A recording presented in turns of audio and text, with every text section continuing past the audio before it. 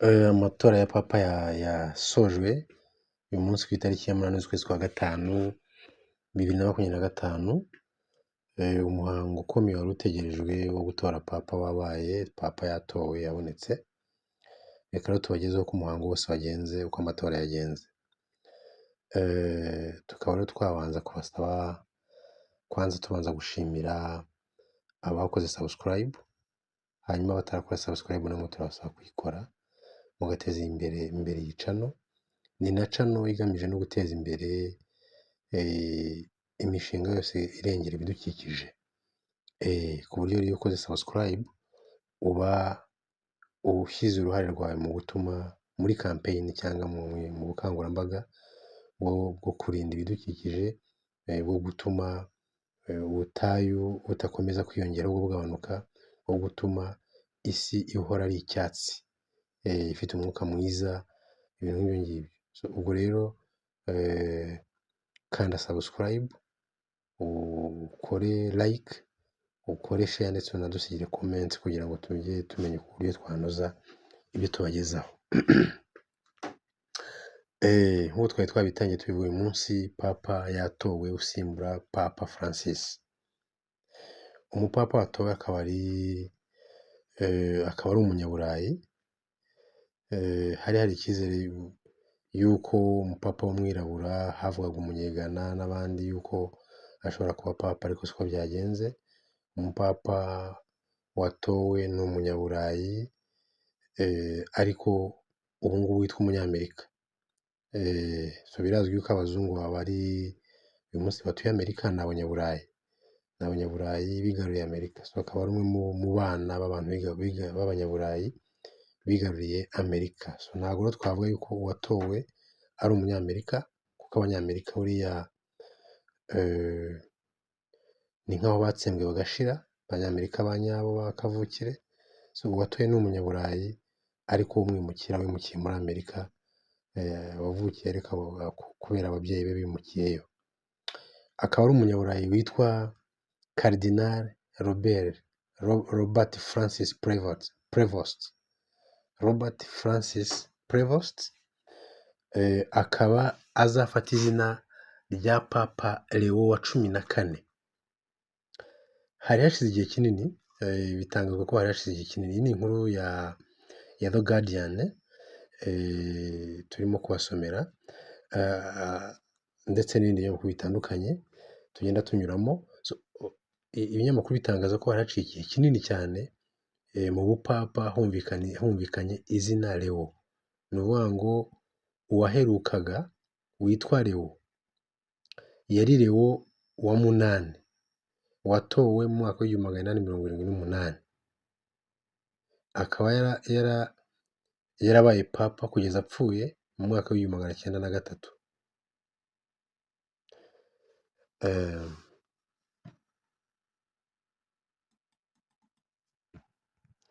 Hanyuma tugarutse kuri papa wasimbuye Papa Francis, ari we mu mazina asanzwe Robert Francis Prevost. Akaba ari umunyaburayi utuye muri Amerika. Ubwo yitwa umunyamerika nyine muri Leta Zunze Ubumwe za Amerika. Akaba yiswe Papa Leo wa 14. Uyu munsi akimara kurahira, twari twahabagereye, akimara kurahira yahise atangira kwigisha, icyo bita prêcher cyangwa to preach, kwigisha nyine ijambo ry'Imana. Hanyuma message yatanze ya mbere ni message y'ubumwe, ni ijambo ry'ubumwe, unity, message of unity. Hanyuma ndetse n'ijambo ryo kureba imbere heza, moving forward. Yavuze ati, mu magambo ye yagize ati, yavuze ngo arashaka ko ubutumwa bw'amahoro bwinjira, ngo ndashaka ko ubutumwa bw'amahoro bwinjira mu mitima yanyu, bukagera mu miryango yanyu, ndetse bukagera ku bantu bose aho bari hose. Niko yatangaje. Hanyuma n'abantu benshi bakaba bishimiye kubona papa w'umunyamerika, bo bita umunyamerika mu by'ukuri, ariko ni ukwirengagiza ukuri, ni ukubeshya, kuko ni umunyaburayi utuye muri Amerika. Ni nk'uko umwirabura uri muri Amerika bamwita umunyamerika w'umunyafurika, so ubwo umunyafurika niwe umuvaho. So abanyaburayi bari muri Amerika nabo bagomba kwitwa abanyaburayi b'abanyamerika, cyangwa abanyamerika b'abanyaburayi, abongereza, abaesipanyoli n'abandi. So abantu bishimira ko hatowe umunyamerika, donc umunyaburayi utuye muri Amerika, akaba ariwe papa wa mbere utuye muri Leta Zunze Ubumwe za Amerika, ubaye papa. Akaba yaravukiye mu mujyi wa Chicago, akaba ari umujyi uyobowe na Meya Brandon Johnson. Uyu Brandon Johnson uyoboye umujyi wa Chicago yagize ati ibintu byose byiza na papa arimo biva muri Chicago. Akomeza agira ati uretse na papa na perezida Barack Obama yakomokaga muri Chicago. No. Ahangaha ntabwo ari byo, ni uko nari mbivuze ndimo gusoma, ntabwo ari kwemeza, ahubwo yavuze ngo ibintu byose byiza bituruka muri Chicago, dore na papa niho akomoka. Hanyuma ikomeza igira iti rero, na uwahoze ari perezida wa Leta Zunze Ubumwe za Amerika Barack Obama yashimiye cyane umunyashikago, ati fellow Chicagoan, yamushimiye cyane kuri social media ze, yavuga ati rwose congratulations. Hanyuma Donald Trump yatangaje iki kuri papa? Donald Trump yatangaje yuko yishimye cyane, ko ndetse anatunguwe, kandi ko ari byiza cyane, kandi ko ari icyubahiro gikomeye kuba umunyamerika abaye papa. Abantu benshi, abayobozi b'isi bakomoka mu bihugu bitandukanye nk'Ubutaliyane, Espagne, Ubugiriki, Ukraine, Peru, Ubwongereza, batanze congratulations kuri uriya papa Robert Francis, ariko wahise ufata izina rya papa Leo wa 14. Aba bategetsi bose bivuze bamushimiye, n'abandi ntavuze.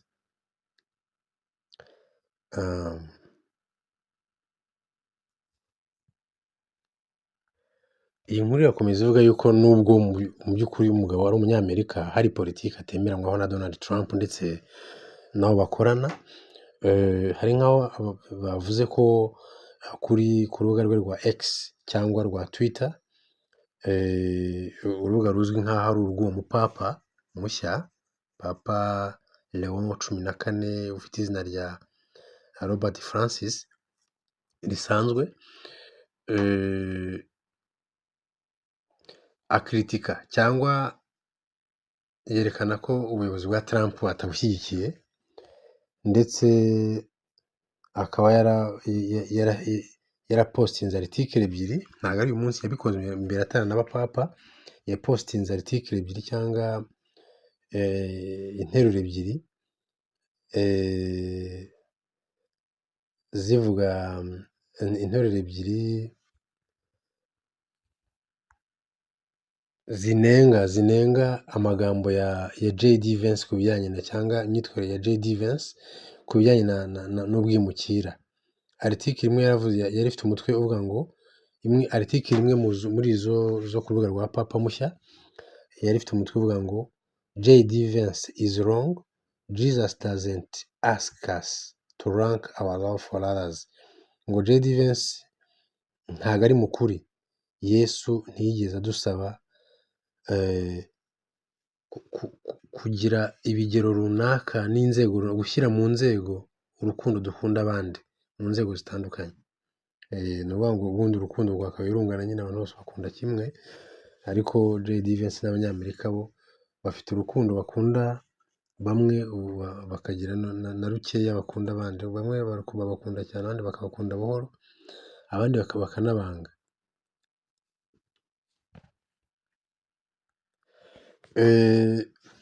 Ikinyamakuru gikomeza kuvuga ibyaranze uyu mugabo nk'aho muri mu mwaka wa 2012 mu gihe cya sinode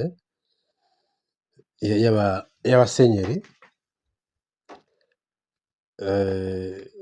Father cyangwa ni Padiri Robert Francis Prevost ubu ngubu wahindutse Papa wa 14, Papa Leo wa 14, yakrititse homosexuality cyangwa ubutinganyi, avuga yuko ibinyamakuru byo mu burengerazuba bw'isi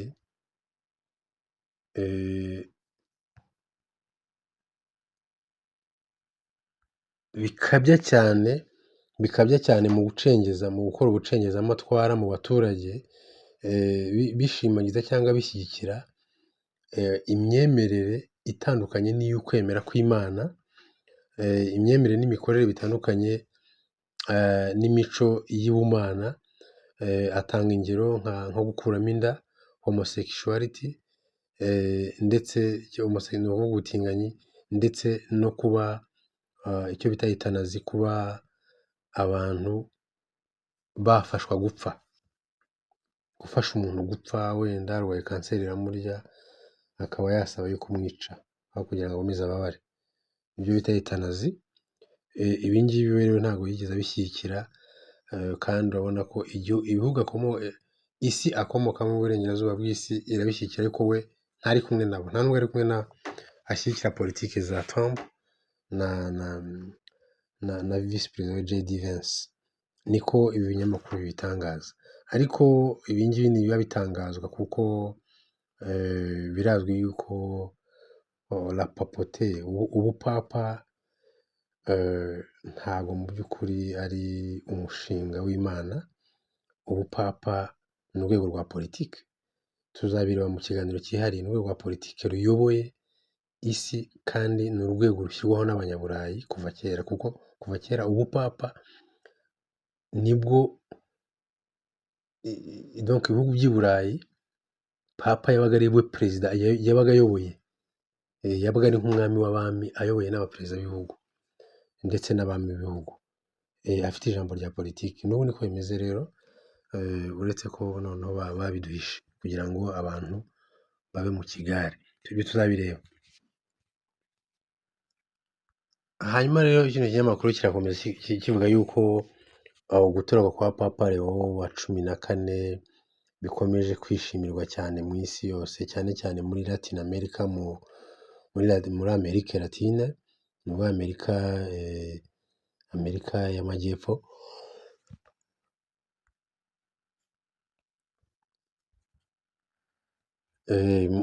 Latin America na Amerika yo hagati n'iy'epfo, ubwo nyine uba uvanyemo Amerika y'Amajyaruguru igizwe na Leta Zunze Ubumwe za Amerika, ituwe cyane cyane n'abanyaburayi, bimukiye muri Amerika, ndetse n'abirabura bajyanywe ku ngufu, n'abandi bantu bagenda bajyayo. Hanyuma ndetse na Canada ituwe n'abanyaburayi bimukiye ku ngufu, bagiye bakafata ku ngufu hari kiriya gice. So ni ukuvuga ngo uvanyeho rero Leta Zunze Ubumwe za Amerika na Canada, ibice bisigaye byitwa Latin America, ni ukuvuga Amerika yo hagati n'iy'epfo. So abanyamerika y'epfo rero barishimye cyane, n'iyo hagati Latin Americans bishimiye cyane gutorwa k'uyu mugabo, kuko yahabaye kandi ahakorera mu gihe cy'imyaka irenga 20, ndetse bari baramuhaye icyo bita citizenship muri 2015. yari yarabonye ubwenegihugu.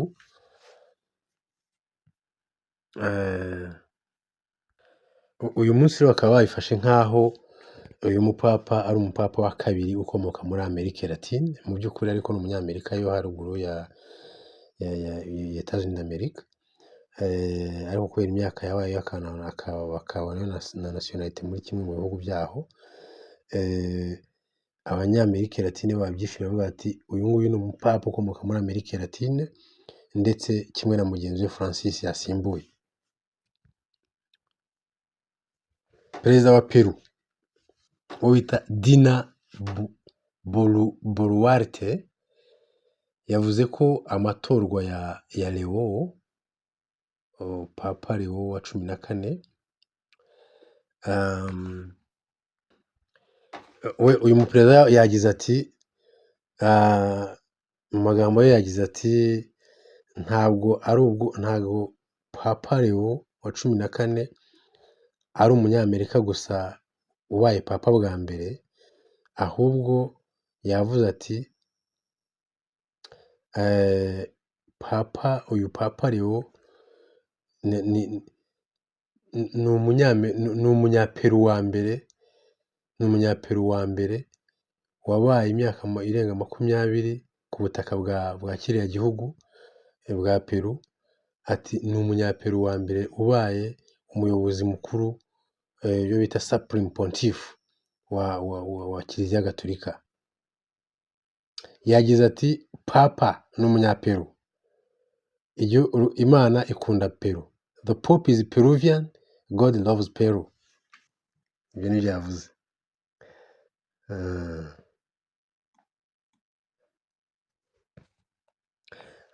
Impamvu bivuga ni uko uyu mupapa koko yabaye imyaka ngo igera kuri 20 muri Peru, hanyuma afite n'ubwenegihugu bwa Peru kuko yakoze imyaka myinshi mu bihe bitatu bitandukanye, uhereye mu myaka yo mu 1980 hanyuma agaruka muri Chicago iwabo aho yavukiye mu mwaka w'2000. Akaba yaravuye muri Peru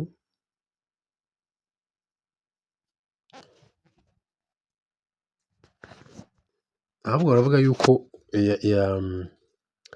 yaherukaga muri Chicago mu myaka y'2000 yageza 2000, hanyuma yaje kwibera muri Peru avayo muri 2023 agiye kuba ahawe inshingano muri Vatican. Hanyuma ikinyamakuru The Guardian ikomeza igira iti akigaragara bwa mbere agaragara muri Vatican ku ibaraza rya Vatican yamaze gutorwa, Leo wa 14 yavuze mu rurimi rw'Igitaliyani, arangije akurikizaho Icyesipanyolo,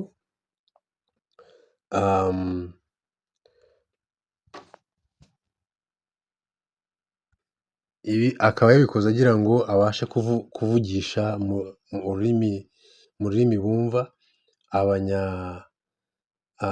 abantu bakomoka mu aho bita Chiclayo muri Peru, aho yamaze imyaka irenga ikinyacumi akorera.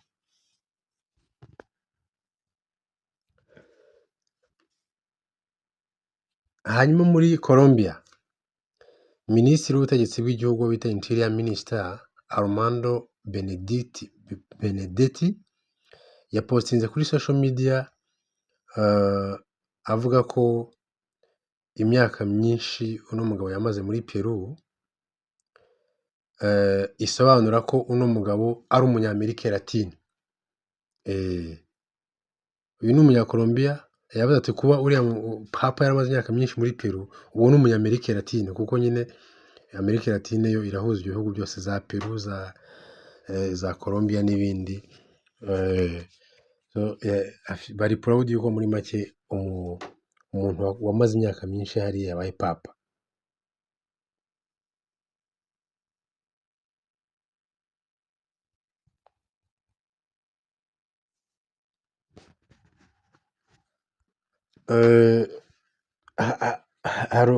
Bavuze uno mugabo twari tubonye ko yakoresheje Igitaliyani n'Icyesipanyolo mu ijambo rye, ngo ntiyiza akoresha Icyongereza n'ubwo ari umunyamerika habe na gato. Hanyuma rero Minisitiri wa Espagne w'intebe wa Espagne na minisitiri w'intebe w'Ubugiriki, urabizi ko aba ngaba nibo baba bayobora, hariya habayo abami, so prime minister niwe uba ukomeye, niwe uba ukora, niwe ugaragara mu ruhame, niwe uvuga. So prime minister wa Espagne Pedro Sanchez nawe yahaye congratulations akoresheje social media, yanditse ati congratulations to the entire Catholic Church for the election of the new Pope Leo XIV as a pontifex. May your pontificate contribute to strengthening dialogue and the defense of human rights in a world in need of hope and unity. So yagize ati duhaye impundu Kiliziya Gatolika yose muri rusange, no mu kuba kandi tubahereye impundu kuba batoye Papa Leo wa 14. Akomeza agira ati ubupapa bwawe buzadufashe guha imbaraga ibiganiro no kurinda uburenganzira bw'ikiremwamuntu mu isi, muri ino si ikeneye icyizere n'ubumwe. Hanyuma minisitiri w'Ubugiriki we, uriya yari minisitiri w'intebe wa Espagne, hanyuma minisitiri w'intebe w'Ubugiriki uwo bita Kyriakos Mitsotakis we yagize ati nawe yashimiye uno mugabo, yashimiye uno mupapa, aravuga ati tuguhaye impundu Papa Leo wa 14, ubuyobozi bwawe buje mu gihe isi ihanganye n'ingorane nyinshi zitandukanye, ariko kandi ije no mu gihe isi ifite opportunity zitandukanye cyangwa amahirwe atandukanye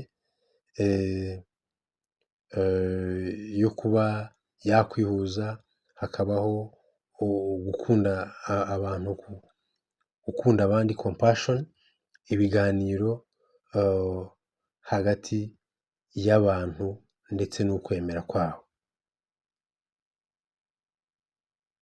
Hanyuma ikinyamakuru gihora gitangaza ko Ubugiriki kimwe n'igihugu cyitwa Cyprus, ubundi ngo ni aba-orthodox, ntabwo ari abakatolike cyane, ariko ngo bafite community nkeya z'abakatolike muri ibyo bihugu, ku buryo ngo Papa Francis yagiye gusura